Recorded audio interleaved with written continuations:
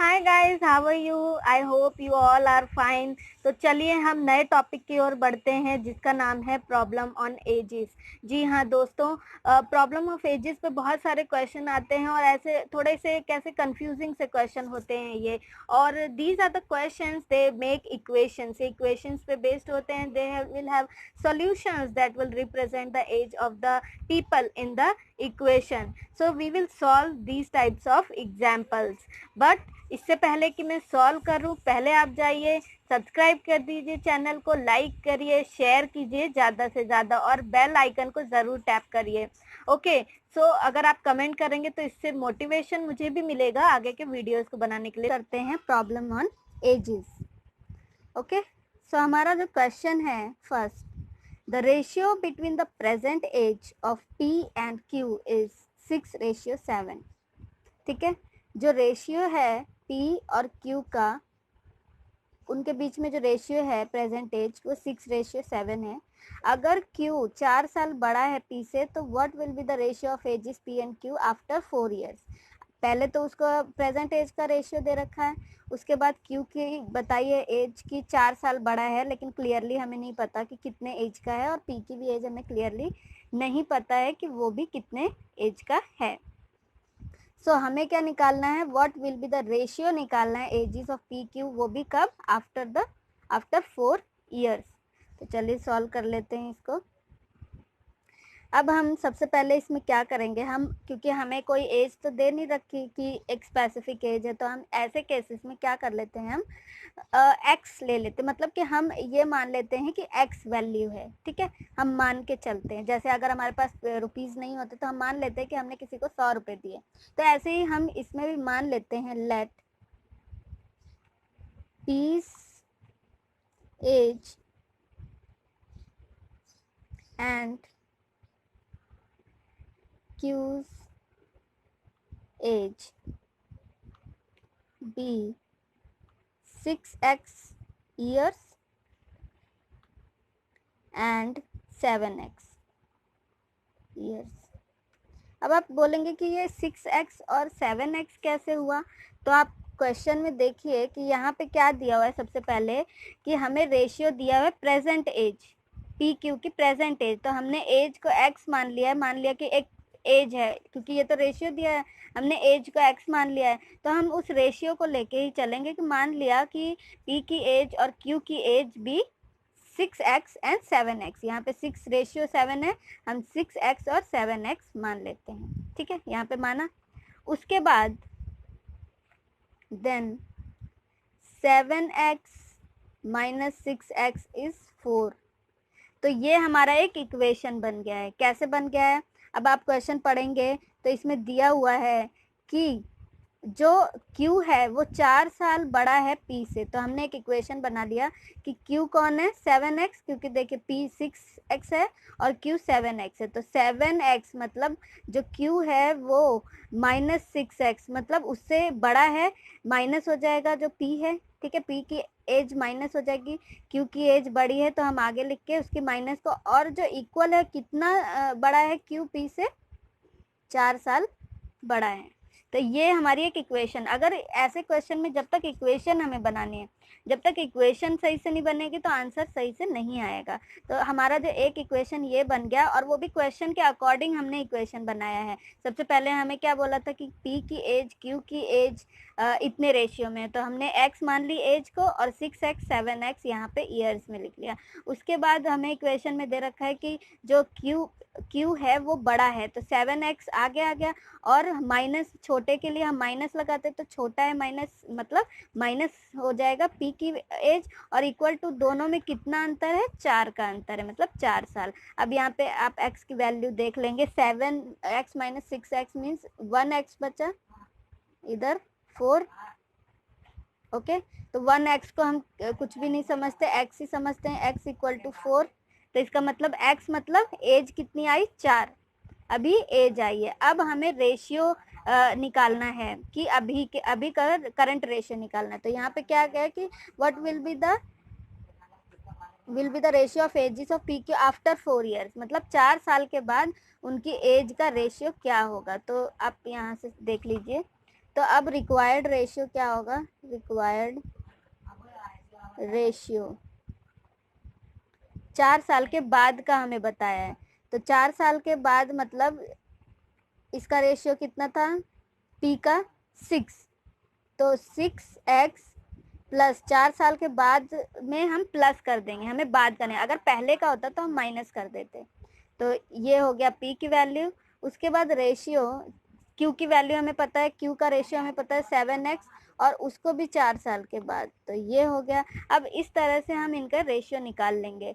तो आप देख सकते हैं x की वैल्यू हमारी आई थी 4, यहाँ पे हमने x की वैल्यू 4 निकाली थी। अब ये x की वैल्यू हम यहाँ पे पुट कर देंगे, ये उसके बाद 7 4 प्लस 4, अब यहाँ पे 6 4 ज़ा 24 और 24 प्लस 4 28, 7 4 ज़ा 28 एंड यहाँ पे आ जाएगा 32।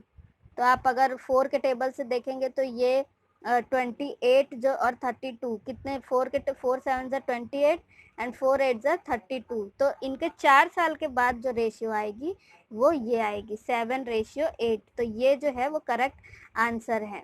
यहाँ पे आप ऑप्शन भी देखेंगे, यहाँ पे क्या ऑप्शन है,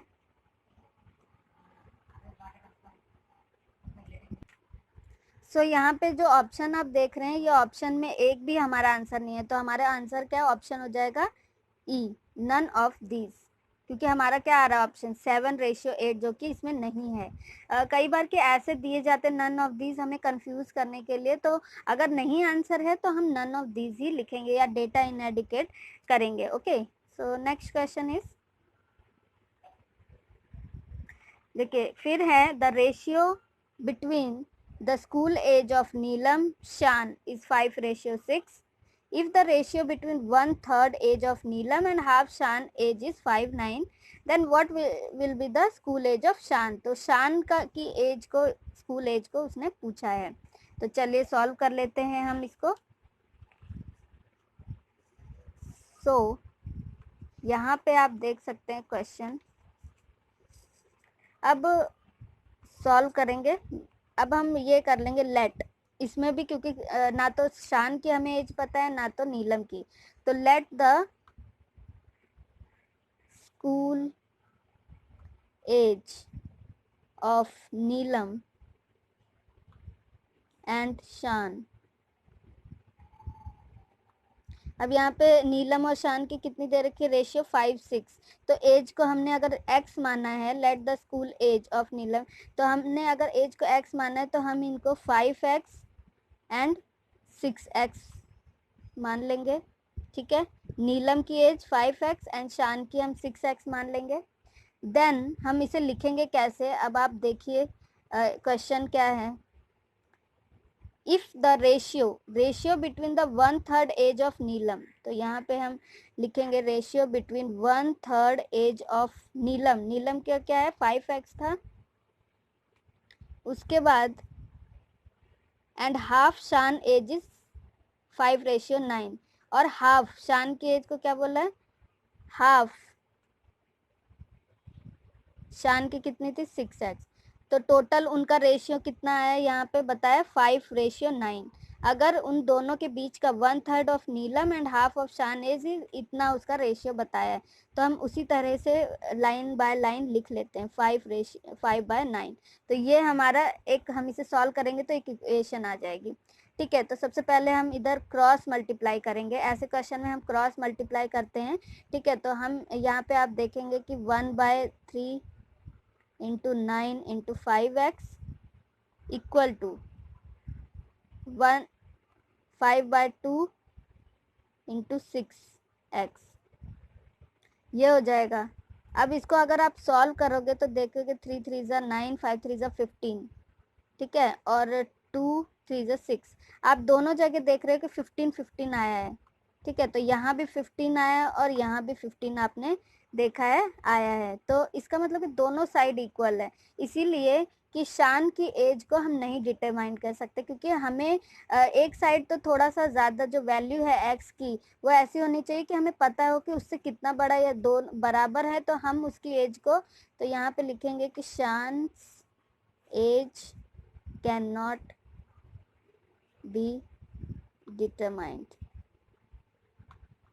तो शान की एज हमें नहीं पता चली, ठीक है, क्योंकि हमने जो क्वेश्चन सॉल्व किया, देखिए यहाँ पे आया 3 3 ज़ा 9, यहाँ भी 5x आ गया, और 5 3 ज़ा 15 एंड 5 3 ज़ा 15, ये दोनों में जो है वो इक्वल आ गया, तो उसकी एज नहीं डिटरमाइन। तो करेक्ट आंसर वुड भी यहाँ पे कैन नॉट डिटरमाइंड इसका करेक्ट आंसर है, ठीक है। तो आप और भी अच्छे से समझने के लिए वीडियो को पॉज करके दोबारा इसे चला के और दोबारा समझ सकते हैं। ओके, तो चलिए नेक्स्ट क्वेश्चन की तरफ।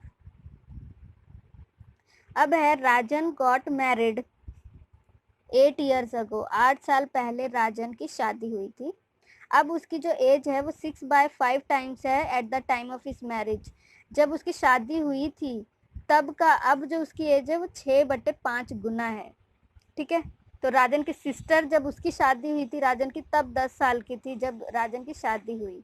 तो राजन की सिस्टर की एज निकालनी है हमें, राजन की एज नहीं निकालनी, उसकी सिस्टर की। लेकिन हमें किसी की भी एज करेक्टली पता नहीं है, तो इसमें भी हम क्या मान लेंगे, एक्स मान लेंगे। तो चलिए चलते हैं। सबसे पहले let the present age be X years. सबसे पहले प्रेजेंट एज जो है वो क्या हो जाएगी, एक्स ईयर्स, ठीक है, एक्स ईयर्स हो गई। Then his age at the time of marriage,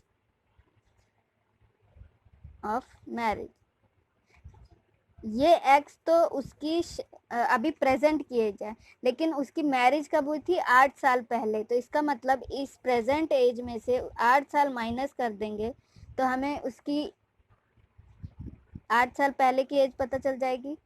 लेकिन हमें इसकी एज नहीं पता करनी, हमें उसकी बहन की एज पता करनी है। तो हम सबसे पहले इसकी एज पता होगी तभी हम उसकी भी एज पता कर सकते हैं। इसीलिए x इक्वल टू, अब इसमें क्या बोला है कि क्वेश्चन में क्या बोला है कि उसकी जो प्रेजेंट एज है वो 6/5 है, ठीक है, जब उसकी मैरिज हुई थी उसका। तो हमने मैरिज देखा कि उसकी जो वैल्यू थी वो 6/5 अभी है, और उसकी मैरिज कब हुई थी, x-8। तो अभी जो प्रेजेंट एज है उसकी कितने गुना है, 6/5, और कितने टाइम, शादी से जब उसकी शादी हुई थी तब से अब की एज जो है वो 6/5 रेशियो में है, ठीक है। तो अब हम इसे सॉल्व कर लेते हैं। तो क्या हो जाएगा, अप्लाई करेंगे तो ये 6x माइनस 8 और इक्वल टू 5x हो जाएगा। 6x माइनस 6 8 ज़ा 48 equal to 5x। Okay, then अगर आप इधर एक साथ x को लेके आएंगे, x की वैल्यू, तो 6x minus 5x equal to 48। तो आप देख सकते हो 6x में से 5x गए, कितना बच्चा, x इक्वल टू 48। तो x हमने क्या मानी थी, प्रेजेंट एज, मतलब प्रेजेंट एज जो राजन की है वो 48 है। तो जो सिस्टर है, Rajan sister age at the time of his marriage, तो मतलब x माइनस 8, 8 साल पहले, 8 साल पहले वो कितने साल की थी, 10 साल की थी। तो कितना हुआ, x हमारी वैल्यू आई थी 48, 48 माइनस 8 और माइनस 10। तो यहाँ पे आप देख सकते हैं ये हो गया 40, क्योंकि 48 में से 8 गए 40 हुआ, और माइनस 10 कर देंगे तो क्या हो जाएगा, 30। तो ये हो जाएगी 30 ईयर्स। इसीलिए राजन की जो सिस्टर की प्रेजेंट एज कितनी हो गई, 30 प्लस 8 साल के बाद, तो कितना हो गया, 38 ईयर्स। तो राजन की सिस्टर की जो प्रेजेंट एज है वो 38 ईयर्स है। तो यहाँ पे क्वेश्चन में 38 ईयर्स है, this is the correct answer. तो आप एक बार वीडियो को फिर से पॉज करिए और फिर से सॉल्व करने की कोशिश कीजिए। अब है a father said to his son, एक फादर, उन्होंने अपने सन से बोला, I was as old as you are at present time at the time of your birth, जितना कि तुम अभी हो जिस एज के, मैं जब तुम्हारा जन्म हुआ था उतनी एज का तब था। अगर फादर की एज अभी 38 साल है तो सन की एज 5 साल पहले कितनी है? तो चलिए सॉल्व कर लेते हैं। अब हमें क्या पूछा है कि सन की एज पूछी है कि कितनी थी 5 साल पहले। तो let the son's age be X years, हम मान लेते हैं कि एक्स ईयर्स है। तो जो उसके जो फादर हैं उनकी प्रेजेंट एज 38 है। यहाँ पे देखिए आप, यहाँ पे लिखा है कि फादर की एज अभी जो है 38 ईयर है। तो 38 में से सन की प्रेजेंट एज अगर हम माइनस कर देंगे तो क्या हो जाएगा? एक्स। 38 ईयर में से सन की जो एज है, यहाँ पे देखिए आप प्रेजेंट एज निकालें, प्रेजेंट एज को हमने एक्स माना है, तो प्रेजेंट एज क्या होगी? 38 years minus present age. Okay, तो ये हो गया। उसके बाद अगर हम आप देखें 38, यहाँ पे ये जो एक्स के यहाँ पे एक एक्स ये चला जाएगा, तो 38 इक्वल टू 2x हो जाएगा। ठीक है, उसके बाद 38 by 2 is equal to X. 2 1 ज़ा 2, 2 9 ज़ा 18। अब ये जो एज निकली है ये क्या निकली है? Present age. ठीक है, ये प्रेजेंट एज है x इक्वल टू 19। ठीक है, अब सन की 5 ईयर बैक, तो सन की एज 5 ईयर बैक कितनी थी? 19 माइनस 5, क्योंकि ये सन की प्रेजेंट एज निकली है। तो 5 साल पहले वो कितने साल का था? 19 माइनस 5 14 ईयर्स का था। तो यहाँ पे आप देख सकते हैं ऑप्शन में 14 ईयर्स, ये ए इज द करेक्ट आंसर। तो यहाँ पे कुछ नहीं करना है, यहाँ पे सन की एज पूछी गई है तो हम मान लेंगे कि सन की एज जो प्रेजेंट है वो एक्स ईयर है। ठीक है, तो जो फादर की एज और सन की एज को की जो प्रेजेंट ईयर को माइनस करेंगे तो जो सन की प्रेजेंट एज आ जाएगी। ठीक है, उसके बाद हम जो सन की प्रेजेंट ईयर निकलेगी तो 5 ईयर के पहले वो कितने साल का था वो तो इजीली समझ में आ जाएगा। Okay, then we have person was asked to state his age in years. His reply was, take my age 3 years, hence multiply it by 3, then subtract 3 times my age 3 years ago and you will know how old I am. What was the age of the person? तो सबसे पहले solve करते हैं। ये बहुत ही easy question है, बस इसमें हमें इसको क्लियरली इस पजल को सॉल्व करना है। तो हम ये देख लेते हैं कि प्रेजेंट एज तो हमें नहीं पता। Late the present age of the person x years। ठीक है, तो उसने क्या बोला है देन। अब वो क्या बोल रहा है कि take my age 3 year hence, मतलब मेरी एज को 3 साल ज़्यादा लो, प्रेजेंट एज से 3 साल आगे ले जाओ, 3 साल x प्लस 3, और उसको क्या कर दो 3 से मल्टीप्लाई कर दो। तो हम यहाँ पे मल्टीप्लाई कर देंगे 3 से। उसके बाद वो क्या बोल रहा है, सब्ट्रैक्ट कर दो इसको, माइनस 3 टाइम्स माई age 3 year ago. 3 year ago मतलब माइनस करना है, प्रेजेंट एज से 3 ईयर अगो उसको 3 से क्या कर देना है, सब्ट्रैक्ट 3 टाइम्स। 3 टाइम्स मतलब मल्टीप्लाई, 3 टाइम्स में सब्ट्रैक्ट कर देना है। उसके बाद वो बोलता है कि फिर तुम्हें मेरी एज पता चल जाएगी। अब हमें ये इक्वेशन पता चल गई है, देखिए 3x plus 3 minus 3x minus 3। Okay, तो हम x की वैल्यू क्या हो जाएगी, सबसे पहले हम इसको सॉल्व कर लेंगे तो 3x प्लस 3 3 ज़ा 9, 9 यहाँ पे minus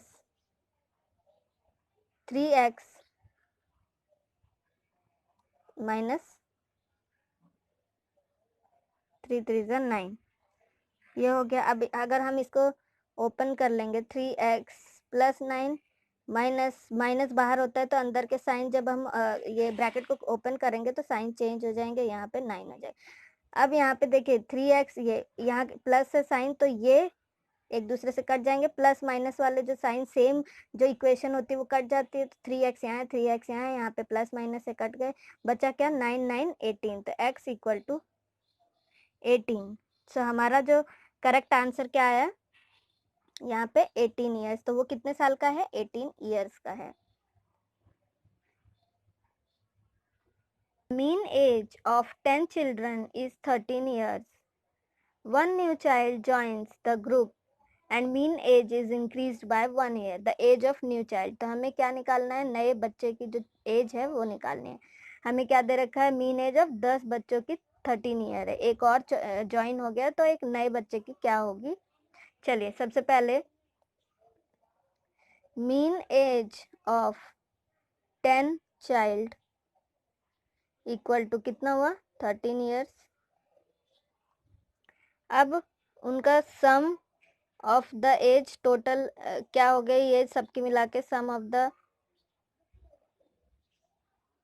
as of 10 children into 13 years अगर हम करेंगे तो क्या हो जाएगी 130 ईयर्स, सबका सम करेंगे तो 10 चिल्ड्रन 13 ईयर्स के हैं, तो हमने क्या कर दिया इनको मल्टीप्लाई कर दिया, तो हमें सबकी एज 130 ईयर्स पता चल गई। और हमें क्या निकालना है, सिर्फ वन चाइल्ड का निकालना है। तो अब इसके बाद क्या था कि one new child joins the group, एक और, अब उनकी जो मीन एज थी एक और ज्वाइन हो गया, तो वो क्या हो गई, मीन एज हो गई इंक्रीज हो गई, इंक्रीज्ड बाय 1। सो यहाँ पे जब एज इंक्रीज हो गई तो कितने पहले चाइल्ड थे 10 थे, अब 11 चाइल्ड हो गए, और उसके बाद वो पहले 13 ईयर के तो कितने हो जाएंगे 14 ईयर के हो जाएंगे। अब हम उनका सम ऑफ द एज निकालेंगे, एज ऑफ 11 चाइल्ड, तो कितने हो जाएगा 14 ईयर्स के हिसाब से 11 इंटू 14, तो क्या हो जाएगा 11 इंटू 14 154।